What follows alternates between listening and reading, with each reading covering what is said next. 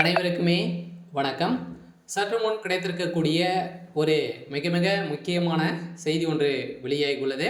சற்று முன் மீண்டும் சிறைக்கு சென்ற செந்தில் பாலாஜி வீட்டில் சிக்கிய முக்கிய ஆவணங்கள், இது மாதிரி வந்து பார்த்தீங்கன்னா செய்திகள் வந்து வெளியாயிருக்கு.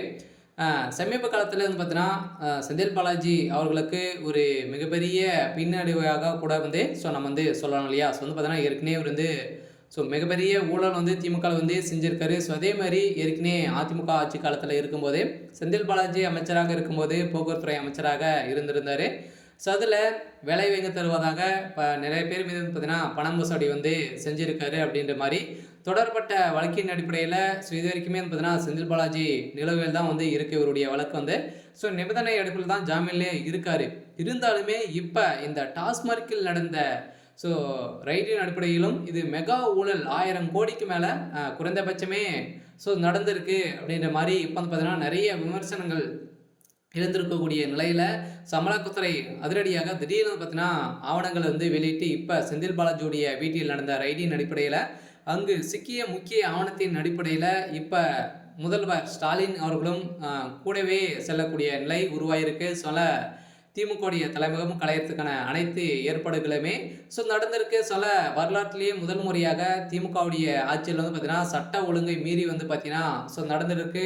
மக்கள் ஆட்சிக்கு புறம்பாக தான் இப்போ செயல்பட்டு வராங்க. ஒவ்வொரு அமைச்சருமே ஒவ்வொரு துறையிலுமே எந்த ஒரு நடவடிக்கையுமே எடுக்காத ஒரு அரசாக பார்க்கப்பட்டு வந்திருக்கக்கூடிய நிலையில் இப்போ அதிரடியாக செந்தில் பாலாஜியை பார்த்து வந்து பார்த்தீங்கன்னா அனைவருமே இதுக்கு மேலே வருகிற சட்டமன்ற தேர்தலுக்குள்ளே வந்து பார்த்தீங்கன்னா நிறைய அமைச்சர்கள் சிறைக்கு செல்லத்துக்கான வாய்ப்பு ஏற்பாடுகள் நடந்திருக்கு.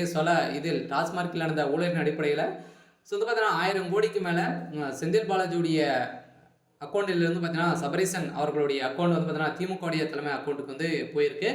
இந்த நிலையில் தான் வருகின்ற சட்டமன்ற தேர்தலுக்காகவே பணங்களை வந்து பார்த்தீங்கன்னா மெகா ஊழல் வந்து அடிச்சிருக்காங்க. இது வரைக்குமே ஒரு வருட காலத்துக்கு மட்டுமே வந்து பார்த்தீங்கன்னா 1000 கோடிக்கு மேலே மெகா ஊழல் செய்திருக்காங்க அப்படின்ற மாதிரி அமலாக்கத்துறை கிட்ட வந்து சிக்கிய ஆவணத்தின் அடிப்படையில் தான் மீண்டும் செந்தில் பாலாஜி அவர்கள் வந்து சிறைக்கு சென்றிருக்காரு. செந்தில் பாலாஜி அவருடைய கதை ஒட்டுமொத்தமாக முடியக்கூடிய நிலை வந்து வந்திருக்கு. அதே மாதிரி தான் திமுக சேர்ந்த அமைச்சர் எம்பி ஜெகத்ரக்ஷன் அவர் வந்து அவருடைய பேரை கேட்டாலும் பார்த்தீங்கன்னா அவர் வந்து செய்யாத தொழிலே கிடையாது. வந்து பார்த்தீங்கன்னா திமுகவுக்கு ஸ்பான்சர் பண்ணக்கூடிய அளவுக்கு தான் திமுக சேர்ந்த ஜெகத்ரக்ஷன் அவர்கள் வந்து இருக்காரு.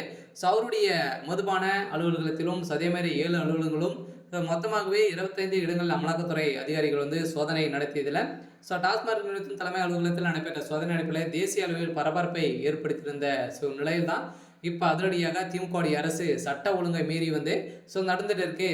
இன்னும் 24 மணி நேரத்தில் இந்த திமுக ஆட்சி கலையத்துக்கான வாய்ப்புகள் இருக்குது. அதனால் திமுக தலைமையகத்தில் முக்கிய புள்ளிகளாம் பார்த்தீங்கன்னா சிக்கியிருக்காங்க.